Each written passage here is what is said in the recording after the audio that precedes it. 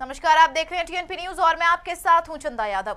2024 के चुनाव से पहले जिन राज्यों में चुनाव हो रहे हैं उसे सीधे तौर पर अगले लोकसभा चुनाव के संकेत के तौर पर देखा जा रहा है। भाजपा के पास पीएम मोदी जैसा करिश्माई चेहरा है तो कांग्रेस राहुल गांधी के जरिए पार्टी में नई जान फूंक रही है। कर्नाटक के नतीजों ने बड़ा मैसेज दे दिया है। रिपोर्ट देखिए। तलवार की धार से तीखी तकरार, नुकीली नोकझोंक और वार पलटवार के बाद अब बारी है फैसले की। बारी है जीत के जश्न की। कर्नाटक के जो रिजल्ट आए हैं वो बिल्कुल जो उम्मीद कर रहे थे उसके अनुकूल आया है।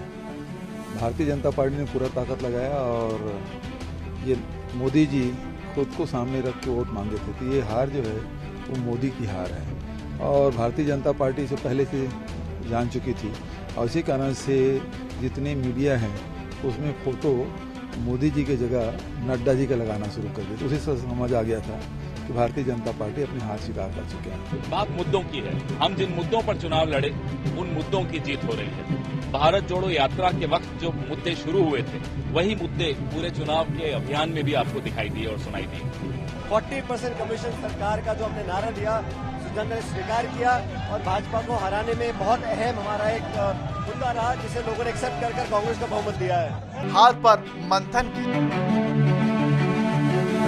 कर्नाटक में लंबे सियासी संग्राम के बाद अब बारी है नतीजों की। जनता ने अपना फैसला सुना दिया। कर्नाटक का किंग कौन बनेगा ये बता दिया, लेकिन सवाल ये है कि कर्नाटक के नतीजे 2024 के लोकसभा चुनाव पर क्या और किस तरह से असर डालेंगे। तो गौरतलब है कि कर्नाटक चुनाव को दक्षिण भारत में 2024 का लिटमस टेस्ट माना जा रहा था। लोकसभा चुनाव से पहले कर्नाटक को दक्षिण का द्वार माना जा रहा है, जहाँ फिलहाल कांग्रेस प्रवेश पाने में सफल रही, जबकि हार के साथ ही दक्षिण में भारतीय जनता पार्टी की मुश्किलें और बढ़ गई, क्योंकि दक्षिण भारत में भारतीय जनता पार्टी की स्थिति हमेशा से कमजोर रही। 2014 और 2019 में मोदी लहर के बावजूद भारतीय जनता पार्टी दक्षिण में कुछ खास कमाल नहीं कर पाई। लिहाजा 2024 से पहले दक्षिण में अपनी पकड़ मजबूत करने के लिए कर्नाटक भारतीय जनता पार्टी का एक अहम किला बन सकती है। लेकिन विधानसभा चुनाव के नतीजों के बाद दक्षिण में भारतीय जनता पार्टी की स्थिति एक बार फिर पहले जैसी नजर आ रही। गौरतलब है कि दक्षिण में कर्नाटक, आंध्र प्रदेश, केरल, तेलंगाना और तमिलनाडु को कुल मिलाकर 5 राज्य, जिनमें से दक्षिण भारत में भारतीय जनता पार्टी की स्थिति।